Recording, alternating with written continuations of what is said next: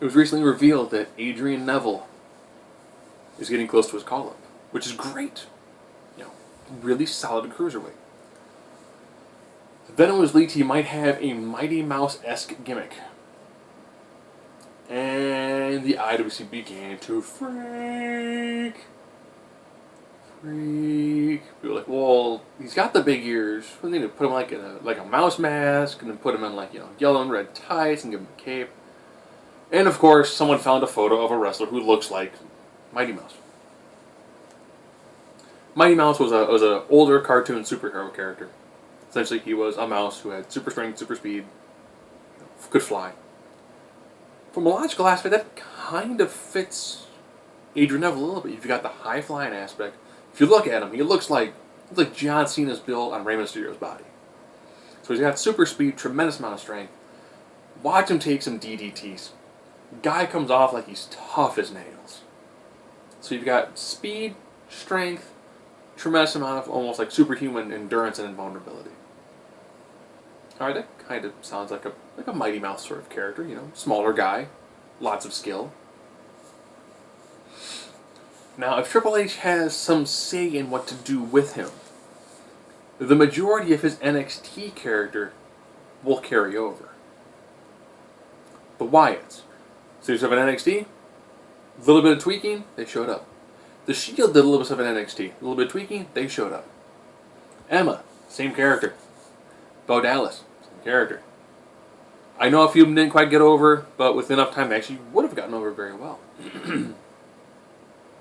Paige. They brought her in face when she's a much more gifted heel. She's now actually in her heel stride, so she's kind of getting pretty close to where she was in NXT. So, his current gimmick, I could kind of see if you had to sum it up in a real quick, if you didn't know him, how could you describe him in a really small amount of time?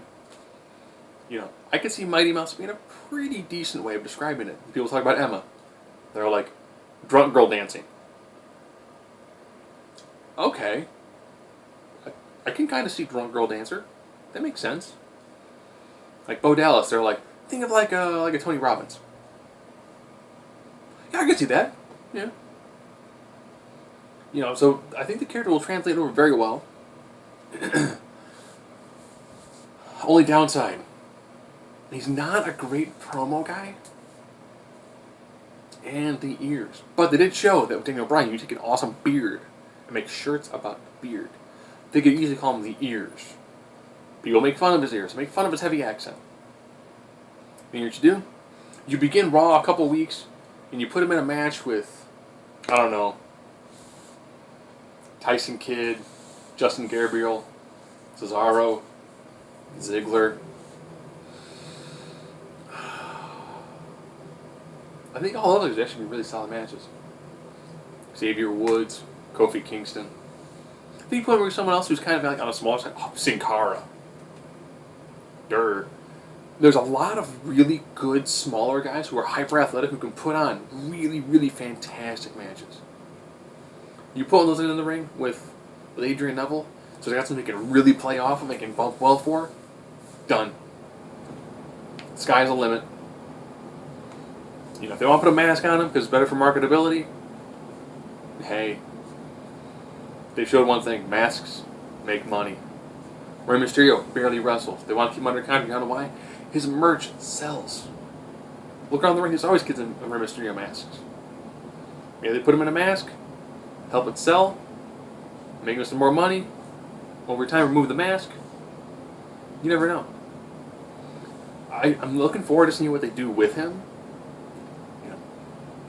Tremendous in return. Even if they put him in the ring, Bo Dallas. He and Bo Dallas had some fantastic matches. I think that they could do these sorts of things, and it would actually really work for his character. And the Mighty Mouse, I think that's probably just the buzzwords they're using for people who don't watch NXT, who still work in the company. I don't know why you work for wrestling company and not actually watch the developmental process to help you figure out how to write somebody, because you know their strengths, their weaknesses from watching them in NXT and developmental. And you can then translate that to the larger group. You do what you're supposed to do. You're supposed to accentuate the positives and hide the negatives from the crowd. And just take it from there.